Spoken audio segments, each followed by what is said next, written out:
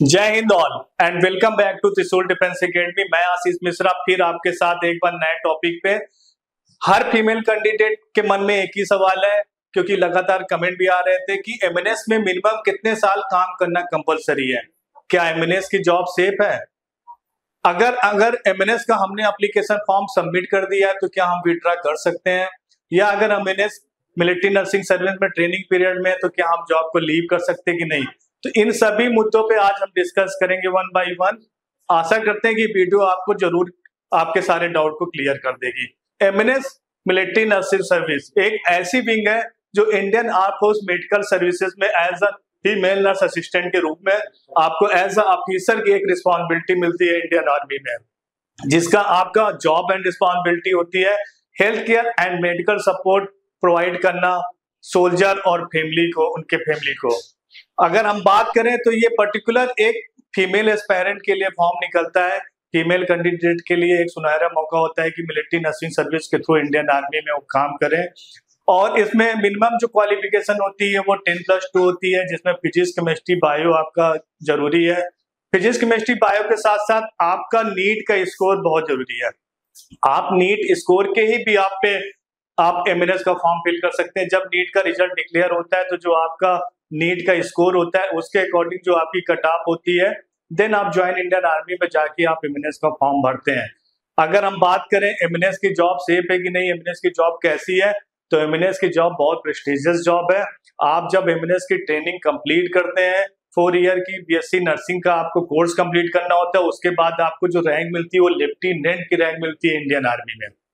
तो ये बहुत बड़ी रैंक है आपको स्टार्टिंग करने का, आपको अपने करियर बनाने का। अगर हम बात करें सर्विस ड्यूरेशन तो टोटल 14 ईयर की सर्विस होती है आपको मिलिट्री नर्सिंग सर्विस में।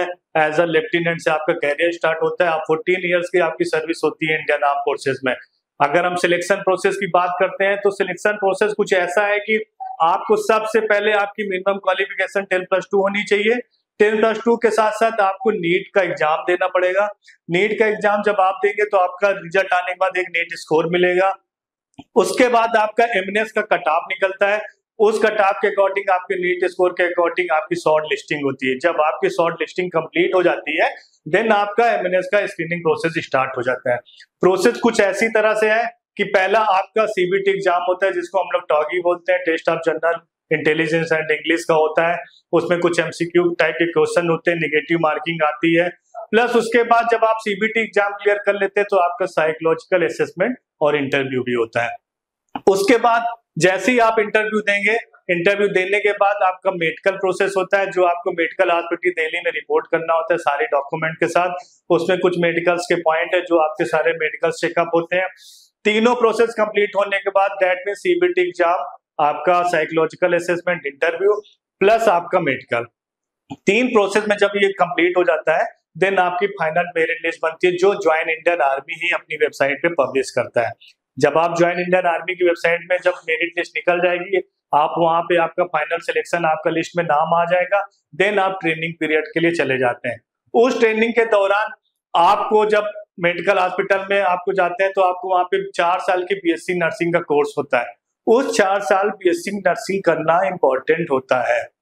तो जो सारे फीमेल कैंडिडेट का डाउट है कि एमएनएस में मिनिमम कितने साल काम करना कंपलसरी है, तो आपको मिनिमम 4 ईयर का बीएससी नर्सिंग कोर्स करना ही पड़ेगा।